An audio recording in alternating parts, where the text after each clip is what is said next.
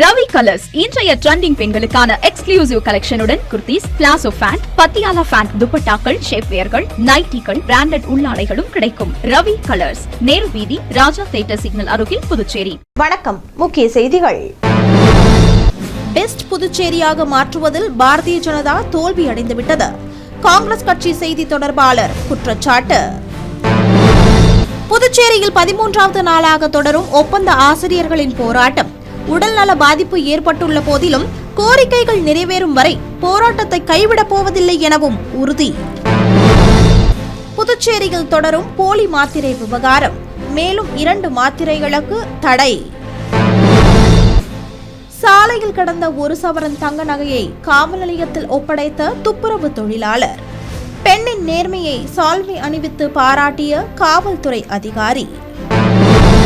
நம்ம பாண்டிச்சேரிக்கு Reliance fashion world வந்தாச்சு. குவாலிட்டியான பிராண்டட் ஆடைகள் கம்மியான விலையில. எங்க தெரியுமா? அண்ணா சாலை ரத்னா தியேட்டர் பக்கத்துல இருக்க நம்ம ரிலையன்ஸ் ஃபேஷன் வேர்ல்ட் தான். இங்க கலெக்ஷன்ஸ் எல்லாமே ட்ரெண்டுக்கு ஏத்த மாதிரி இருக்கு. விழாக்கால சிறப்பு சலுகையாக நீங்கள் வாங்கும் அனைத்து ஆடைகளுக்கும் சிறப்பு ஆஃபர்களுடன் நிச்சய பரிசுகளும் உண்டு. கம்மியான பிரைஸ்ல பிராண்டட் ஆடைகள் வாங்க அண்ணா சாலை ரிலையன்ஸ் ஃபேஷன் வேர்ல்ட் வாங்க. ரிலையன்ஸ் ஃபேஷன் வேர்ல்ட் நம்பர் 460 அண்ணா சாலை ரத்னா தியேட்டர் அருகில், புதுச்சேரி. இனி விரிவான செய்திகள். பெஸ்ட் புதுச்சேரியாக மாற்றுவதில் பாரதிய ஜனதா தோல்வி அடைந்துவிட்டதாக காங்கிரஸ் கட்சி செய்தி தொடர்பாளர் குற்றம் சாட்டியுள்ளார். காங்கிரஸ் கட்சியின் செய்தி தொடர்பாளர் டோலி சர்மா செய்தியாளர்களை சந்தித்து பேசினார். அப்போது பேசிய அவர், பெஸ்ட் புதுச்சேரியாக மாற்றுவோம் என்று பாரதிய ஜனதா கட்சி கூறியது தோல்வி அடைந்துள்ளதாகவும், தற்போது பணி நிரந்தரம் செய்ய கோரி 13 நாட்களாக 292 ஆசிரியர்கள் தங்கள் குழந்தைகளுடன் போராட்டத்தில் ஈடுபட்டுள்ளனர். இதில் உண்மையில் 292 குடும்பங்கள் பாதிக்கப்பட்டுள்ளதாகவும், கடந்த மார்ச் 2025 சட்டப்பேரவையில் பணி நிரந்தரம் செய்வதாக அமைச்சர் நமச்சிவாயம் கூறினார். ஆனால் இதுவரை பணி நிரந்தரம் செய்யப்படவில்லை என்று அவர் குறிப்பிட்டார். மேலும் கொரோனா காலத்தில் பணிபுரிந்த 400க்கும் மேற்பட்ட செவிலியர்கள் பாதிக்கப்பட்டுள்ளனர் என்றும், புதுச்சேரியில் சுமார் 10,000 கோடி அளவுக்கு போலி மாத்திரைகள் விவகாரத்தில் ஊழல் நடந்துள்ளதாகவும் குறிப்பிட்ட அவர், பாதாள சாக்கடை திட்டம் மிகவும் மோசமான நிலையில் உள்ளதாகவும் அவர் குற்றம் சாட்டினார். மேலும் மத்திய அரசின் கட்டுப்பாட்டில் தற்போதைய அரசு இயங்குவதுதான் பல பிரச்சனைகளுக்கு காரணம் என்று கூறிய அவர், மக்களால் தேர்ந்தெடுக்கப்பட்டோர்களை விட ஆளுநர்தான் ஆட்சி செய்கிறார் என்றும் அவர் கூறினார். Pondicherry today is suffering from unemployment, closure of public sector units, collapsing health infrastructure, government run by LG, not elected representatives. This is what is happening today. 13 நாட்களாக தொடர் போராட்டத்தில் ஈடுபட்டு வரும் 292 ஒப்பந்த ஆசிரியர்களில் பலருக்கு உடல்நிலை பாதிப்பு ஏற்பட்டுள்ள போதிலும் தங்கள் கோரிக்கைகள் நிறைவேற்றாவிட்டால் போராட்டத்தை கைவிடப் போவதில்லை என்று அவர்கள் திட்டவட்டமாக தெரிவித்துள்ளனர். புதுச்சேரி கல்வித்துறையில் ஒப்பந்த அடிப்படையில் பணியாற்றி வரும் 292 ஆசிரியர்களின் பணி நிரந்தரம் கோரிக்கை நாளுக்கு நாள் தீவிரமடைந்து வரும் நிலையில் இவர்களுக்கு ஆதரவாக லட்சிய ஜனநாயக கட்சி தலைவர் ஜோஸ் சார்லஸ் மார்டின் பல கட்டங்களாக ஆதரவு அளித்து வருகிறார். இந்த சூழலில் ஆசிரியர்களின் தொடர் போராட்டம் 13வது நாளை எட்டியுள்ளது. கடந்த சில நாட்களாக பல்வேறு கட்டங்களாக கண்டன நடவடிக்கைகளில் ஈடுபட்டு வரும் ஆசிரியர்கள் தற்போது தங்களது குழந்தைகளுடனே கல்வித்துறை அலுவலகம் வளாகத்தில் தொடர்ந்து போராட்டத்தில் ஈடுபட்டு வருகின்றனர். மேலும் இரவு பகலாக தொடர்ந்து நடைபெற்று வரும் இந்த போராட்டம் ஒரு சாதாரண ஆர்ப்பாட்டத்தை தாண்டி உணர்ச்சி மிகுந்த சமூக குரலாகவும் மாறியுள்ளது. மேலும் போராட்டத்தில் ஈடுபட்டுள்ள ஆசிரியர்கள் வளாகத்திலேயே தங்கி வருவதால் கல்வித்துறை வளாகமே தற்போது ஆசிரியர்களின் தற்காலிக இல்லமாகவும் மாறியுள்ளது. இதனிடையே தொடர் போராட்டம் காரணமாக பலருக்கு உடல்நிலை பாதிப்பு ஏற்பட்டுள்ளதாகவும், இந்த சூழலிலும் அரசாங்கம் தங்களை கண்டுகொள்ளவில்லை என்று அவர்கள் குற்றம் சாட்டியுள்ளனர். மேலும் தங்கள் கோரிக்கைகள் நிறைவேறும் வரை போராட்டத்தை கைவிடப் போவதில்லை என்றும் அவர்கள் திட்டவட்டமாக தெரிவித்துள்ளனர். வணக்கம், நான் முனைவர் இலங்கேஸ்வரன். பள்ளிக்கல்வித்துறையில் ஒப்பந்த பணியிலேயே இருந்தாலும் சரி, இந்த கௌரவ விரிவுரையாளராக வந்தோம். தேர்வு எழுதி, அது என்னென்னு கேட்டிங்கன்னா, இப்போ எல்லாமே தேர்வு தான். ஒரு எம்டிஎஸ் உட்பட எல்லாத்துக்குமே எக்ஸாம் வச்சுருக்காங்க. அதன் அடிப்படையில் தான் நாங்கள் என்ன பண்ணோம்னா, தேர்வு எழுதி கௌரவ விரிவுரையாளராக வந்தோம். 6 வருஷம் இந்த அரசாங்கத்துக்காக உழைச்சிருக்கோம். 6 வருஷமாக உழைச்சிருக்கோம். எத்தனையோ சிறப்பு வகுப்புகள்லாம் எடுத்துருக்குறோம். அதே போல் பார்த்திங்கன்னா 100% கொடுத்துருக்கோம். நிறைய மாணவர்கள் 100 எடுத்திருக்காங்க. ஆனால் பார்த்திங்கன்னா எங்களை சரியாக கௌரவிச்சாங்களான்னா கிடையாது. ஆனால் நாங்கள் இப்போ அந்த 1 வாரம் வேலை செய்யலை அப்படின்ன உடனே ஷோகாஸ் நோட்டீஸ் அனுப்புகிறாங்க, வார்னிங் பண்ணுறாங்க, சம்பளத்தை பிடிங்கிறோன்னு சொல்கிறாங்க. அப்போது இந்த அரசாங்கத்துக்கு நாங்கள் இத்தனை வருஷமும் உழைச்சோம் இல்லையா, ஒருவரையும் நாங்கள் இங்கேருந்து வேறு மாவட்டத்துக்கு பஸ்ஸில் ஏறி காலையில் இங்கேருந்து கிளம்பி குடும்பத்தை விட்டுட்டு குழந்தைங்களை விட்டுட்டு நாங்கள் கிளம்பி போனோம் இல்லையா, அப்போ அந்த உழைப்பெல்லாம் என்ன, அப்போ அதுக்கான அங்கீகாரம் யார் கொடுக்கறது? அரசே அங்கீகாரம் கொடுக்கலன்னா மற்றவங்ககிட்ட நம்ம யாருக்கிட்ட நம்ம எதிர்பார்க்க முடியும்? இன்றைக்கி பார்த்தீங்கன்னா அந்த 13 நாளாக உட்காந்துருக்கோம். அந்த பிள்ளையா நான் தினமும் ஸ்கூலில் காலைல போய் விட்டுட்டு வரணும், திரும்ப இங்கே கூப்பிட்டு வரணும், அதுக்கு பணி ஒத்துக்கலை. இருந்தாலும் நான் யாருக்கிட்ட விட்டு வர்றது? நானும் என் துணைவியார் 2 பேரும் இங்கே தான் உட்காந்துருக்குறோம். யார் பார்த்துக்கிறது? இப்படிப்பட்ட நிலையில் தான் இருக்கிறோம். ஆனால் இது வரைக்கும் அரசு சார்பில் இருந்து எங்களுடைய கோரிக்கைக்கு யாருமே செவி சாய்க்கலை. அதனால் தயவு செய்து புரிஞ்சுக்கிறோம், இங்கே யாரும் ஒரு மகிழ்ச்சியான சூழல் உக்காந்துட்டு இல்லை. ஒரு மருத்துவரை அனுப்பி பாருங்கள், இங்கே எத்தனை பேர் உடல்நிலை பாதிக்கப்பட்டிருக்காங்கன்னு தெரியும். தயவு செய்து எங்களுடைய கோரிக்கையை ஏற்று 292 பேருக்கும் நீங்கள் பணி நிரந்தரம் கொடுங்க. இதுதான் அரசு எங்களுக்கு செய்கிற உரிய அங்கீகாரமாக நாங்கள் நினைக்கிறோம். வணக்கம், என் பேர் சாமுண்டீஸ்வரி, தமிழ் டிஜிடி. இப்போ நாங்கள் 13 நாளாக இங்கே போராட்டம் பண்ணிகிட்ருக்கோம்.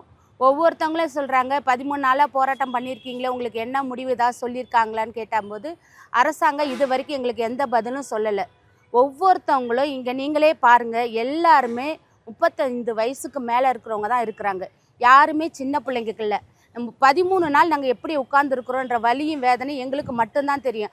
ஆனால் இந்த அரசாங்கம் என்ன சொல்லுதுன்னா, நாங்கள் எல்லாரும் காங்கிரஸ் ஆட்சியில் வந்தாங்க, அதனால் உங்களை பண்ண முடியாது அப்படின்னு சொல்கிறாங்க. நீங்கள் யோசித்து பாருங்கள், பொதுமக்களாக நீங்கள் சொல்லுங்கள். நாங்கள் படித்தது 2013 எக்ஸாம் பாஸ் பண்ணோம். இந்த ஆட்சி வரும் அந்த ஆட்சி வரும் நாங்கள் பாஸ் பண்ணலை. நாங்கள் எங்களோட தேவைக்காக வேலை கிடைக்கணும்னு பாஸ் பண்ணோம். எப்போ வேலை போடுவாங்கன்னு ஒவ்வொரு நாளும் காத்துட்ருக்க வருஷங்கள் கடந்துக்கிட்டே போச்சு. பாண்டிச்சேரியில் இது வரைக்கும் போஸ்டிங்கே போடலை. ஏஜும் போயிடுச்சு. அதுக்கப்புறம் நாங்கள் ஏஜ் ரிலாக்ஸேஷன் வாங்கி வச்சுருந்த அப்பா இனிமேலாவது இந்த ஆசிரியர் தகுதி தேர்வு எங்களுக்கு வேலை கிடைக்குமான்னு பார்த்தோமே தவிர, நாங்கள் எந்த ஆட்சிக்காரங்க எங்களுக்கு வேலை கொடுப்பாங்க நாங்கள் எதிர்பார்க்கல. கடைசியில் எங்களுக்கு கிடைச்சது காங்கிரஸ் பீரியடில் இருந்தாங்கன்னா, அப்பயே நாங்கள் இந்த புதுச்சேரி மக்கள் தானே தவிர, நாங்கள் காங்கிரஸ் ஆட்சியில் வந்தோன்னு சொல்கிறாங்க, அதனாலே உங்களுக்காக வேலை கிடையாது, உங்களை பெர்மனெண்ட் பண்ண முடியாதுன்னு சொல்கிறாங்க. நாங்கள் இந்த புதுச்சேரி மக்கள் தானே, நாங்கள் காங்கிரஸ் ஆட்சி கொடுக்கும்னு நாங்கள் எதிர்பார்த்தோம். அடுத்தது வேறு ஆட்சி வரும், எங்கள் நிலைமை இப்படி போய்டுன்னு தெரிஞ்சிருந்தால் நாங்கள் அப்பயே போராட்டம் பண்ணியிருப்போம், எங்களுக்கு கான்ட்ராக்டை வேணான்ட்டு. எப்பயுமே கல்வித்துறையை பொறுத்த வரைக்கும் எப்போ எடுத்தாலும் உடனே என்ன பண்ணிடுவாங்க, பணி நிரந்தரம் செஞ்சிடறாங்க கொஞ்ச நாளுக்கு அப்புறம். அந்த மாதிரி தான் நாங்கள் எதிர்பார்த்தோமே தவிர, எங்களுக்கு இந்த மாதிரி பதில் வரும் நாங்கள் எதிர்பார்க்கல. 5 வருஷம் போச்சு. 6வது வருஷமும் எங்களை எல்லாமே கான்ட்ராக்டில் போட்டவங்க எல்லாருமே தூரமான இடத்துல தான் போட்டாங்க. ஒவ்வொருத்தவங்களும் நல்லா இருந்தவங்க கூட உடம்பு முடியாமல் எல்லா வலியும் வேதனையும் அனுபவித்து தான் நாங்கள் இங்கே உட்காந்துருக்கோம்.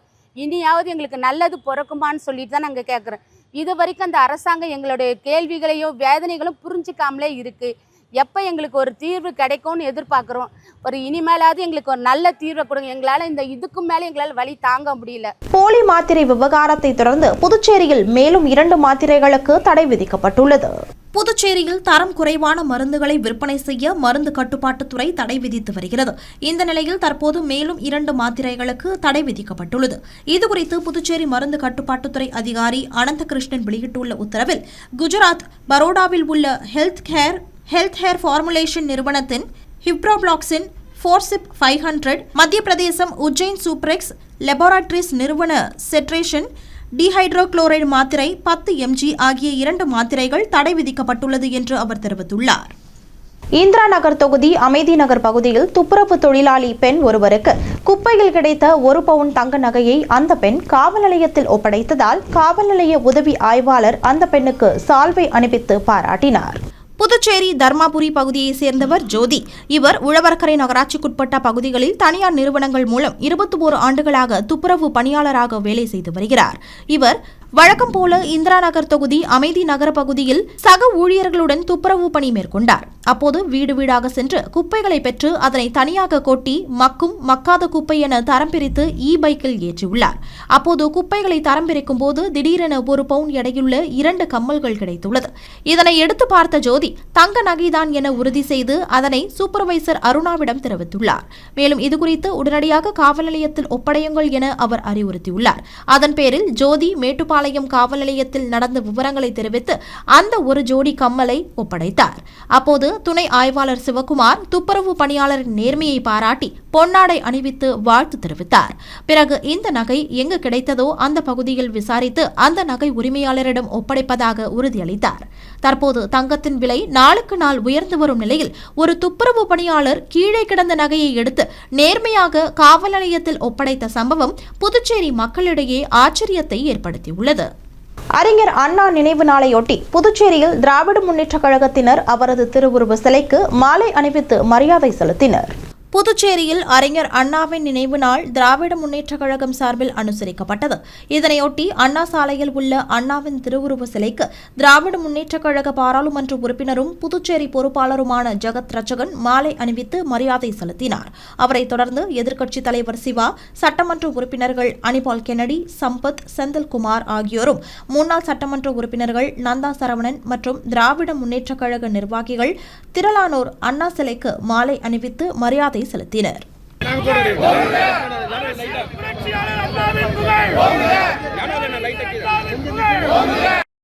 பரிகாரம் செய்வதாக கூறி முத்தியால்பேட்டை பகுதியில் நகைகளை திருடிய 2 போலி சாமியார்களை காவல்துறையினர் கைது செய்து சிறையில் அடைத்தனர். முத்தியால்பேட்டை திருவள்ளுவர் நகரை சேர்ந்தவர் கோமலவள்ளி. இவரது வீட்டிற்கு கடந்த 17ஆம் தேதி ஜோசியம் பார்ப்பதற்காக கூறி காலை 11 மணிக்கு 2 பேர் வந்துள்ளனர். அவர்கள் கோமலவள்ளி வீட்டில் செய்வினை வைத்துள்ளதாகவும் பரிகாரம் செய்தால் சரியாகிவிடும் எனவும் தெரிவித்துள்ளனர். இதனை உண்மை என நம்பி அவரும் அவர்களை வீட்டிற்குள் அனுமதித்துள்ளார். அப்போது பரிகாரம் செய்ய தங்க நகை வேண்டும் என கூறவே கோமலவள்ளி 2 கிராம் மோதிரம், 3 கிராம் கம்மலை வழங்கியுள்ளார். மேலும் பரிகார பூஜைக்காக 18,600 ரூபாயும் வழங்கியுள்ளார். பரிகாரம் செய்ய வாங்கிய நகைகளை ஒரு பாத்திரத்தில் வாங்கி மஞ்சள் கலந்த நீரில் போட செய்து பூஜை செய்துள்ளனர். பூஜைகளை முடித்துவிட்டு புறப்படும் போது மஞ்சள் நீரில் உள்ள நகைகளை மாலை 6 மணிக்கு மேல் எடுக்க வேண்டும் என கூறி புறப்பட்டு சென்றுள்ளனர். பின்னர் பாத்திரத்தில் இருந்த மஞ்சள் நீரில் இருந்த நகைகளை காணாமல் திடுக்கிட்டுள்ளார். அப்போதுதான் தான் ஏமாற்றப்பட்டதை அவர் உணர்ந்துள்ளார். இந்த நூதன திருட்டு தொடர்பாக முத்தியால்பேட்டை உதவி ஆய்வாளர் சிவபிரகாசம் வழக்கு பதிவு செய்து விசாரணை நடத்தினர். மேலும் அப்பகுதியில் உள்ள கண்காணிப்பு கேமராக்களில் பதிவான காட்சிகளை கொண்டு கோமலவள்ளி வீட்டிற்கு வந்து சென்ற நபர்களை தேடி வந்தனர். இந்நிலையில் புதுவை ரயில் நிலையம் அருகே சுற்றித் திரிந்த 2 பேரை சந்தேகத்தின் அடிப்படையில் காவல்துறையினர் பிடித்து விசாரணை மேற்கொண்டனர். அப்போது அவர்கள் திருநெல்வேலி மாவட்டம் தச்சநல்லூரை சேர்ந்த சின்னராசு மிக்கில் என்பதும் கோமலவள்ளி வீட்டில் செய்வினை பரிகாரம் செய்வதாக கூறி நகை திருடி சென்றதையும் அவர்கள் ஒப்புக்கொண்டுள்ளனர். இதனையடுத்து சின்னராசு, மிக்கில் ஆகியோரை காவல்துறையினர் கைது செய்து மோதிரம், கம்மலை கைப்பற்றினர். பேரறிஞர் அண்ணாவின் 57ஆம் ஆண்டு நினைவு நாளையொட்டி புதுச்சேரியில் அண்ணா திராவிட முன்னேற்றக் கழகத்தினர் தலைமை அலுவலகத்தில் இருந்து பேரணியாக சென்று அண்ணாவின் திருவுருவ சிலைக்கு மாலை அணிவித்து மரியாதை செலுத்தினர். புதுச்சேரியில் பேரறிஞர் அண்ணாவின் 57வது ஆண்டின் நினைவு தினம் அண்ணா திராவிட முன்னேற்றக் கழகம் சார்பில் அனுசரிக்கப்பட்டது. இதனையொட்டி உப்பளம் சாலையில் உள்ள தலைமை அலுவலகத்தில் அலங்கரித்து வைக்கப்பட்டிருந்த அண்ணாவின் திருவுருவ படத்திற்கு அண்ணா திராவிட முன்னேற்றக் கழக மாநில செயலாளர் அன்பழகன், கழக அவைத் தலைவர் அன்பானந்தம், நிர்வாகிகள் மற்றும் உறுப்பினர்கள் மலர் தூவி மரியாதை செலுத்தினர். அதனைத் தொடர்ந்து தலைமை அலுவலகத்தில் இருந்து பேரணியாக புறப்பட்ட அவர்கள் அண்ணா சாலையில் உள்ள அண்ணாவின் திருவுருவ சிலைக்கு மாலை அணிவித்து மரியாதை செய்தனர்.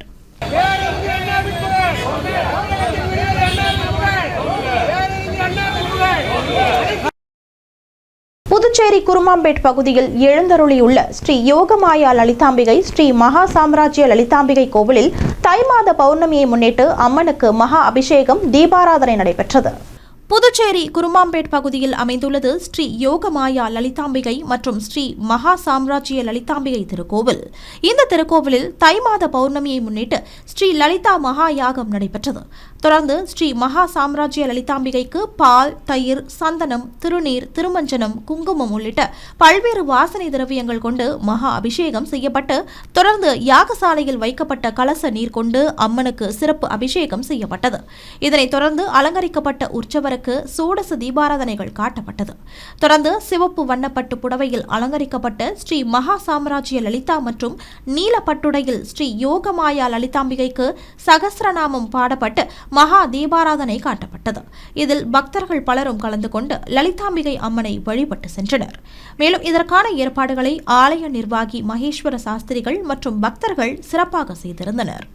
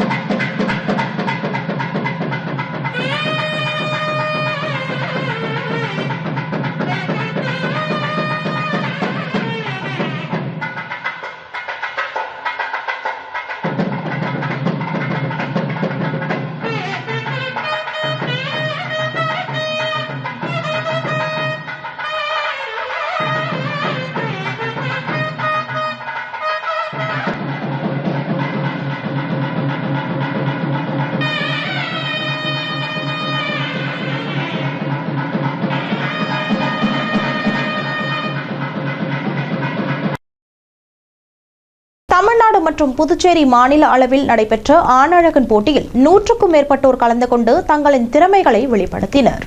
புதுச்சேரி கிழக்கு கடற்கரை சாலையில் உள்ள தனியார் பொழுதுபோக்கு அரங்கத்தில் உடற்பயிற்சி சங்கம் சார்பில் பூவரசன் கிளாசிக் என்ற தலைப்பில் மாநில அளவிலான ஆணழகன் போட்டி நடைபெற்றது. இதில் தமிழ்நாடு மற்றும் புதுச்சேரியை சேர்ந்த சுமார் 100க்கும் மேற்பட்ட ஆணழகன்கள் கலந்து கொண்டு தங்களின் திறமைகளை வெளிப்படுத்தினர். இதில் வெற்றி பெற்றவர்களுக்கு முதல் பரிசாக 1 லட்சத்திற்கான காசோலையை பூவரசன் கிளாசிக் நிறுவனரும் என்ஆர் காங்கிரஸ் பிரமுகருமான வழக்கறிஞர் பூவரசன் வழங்கி வாழ்த்து தெரிவித்தார். மேலும் நிகழ்ச்சியில் தலைவர் கணேஷ் மற்றும் நிர்வாகிகள் உட்பட பலரும் கலந்து கொண்டனர். இனி வருவது புதுவையில் இன்றைய தங்கம் மற்றும் வெள்ளி விலை நிலவரம். இன்றைய தங்கம் வெள்ளி விலை விவரம். புதுவையில் இன்றைய தங்கம் வெள்ளி விலை விவரம் வழங்குபவர்கள் முத்து கோல்ட் ஹவுஸ், பாண்டிச்சேரி. தங்கம் 1 கிராம் 13,910 ரூபாய். இன்றைய தங்கம் வெள்ளி விலை விவரம். வெள்ளி 10 கிராம் 2,770 ரூபாய். இத்துடன் ஏஎம்என் செய்திகள் நிறைவடைந்தன. வணக்கம். உங்கள் முத்து சில்க் ஹவுஸின் புதுச்சேரி நேரு வீதி வணிக திருவிழா வருகின்ற ஜனவரி 1 முதல் பிப்ரவரி 20 வரை. நீங்கள் வாங்கும் ஆடைகளுக்கு பரிசு கூப்பன்களை பெற்று உங்களுக்கான பரிசுகளை வென்று மகிழ்ச்சி அடையுங்கள்.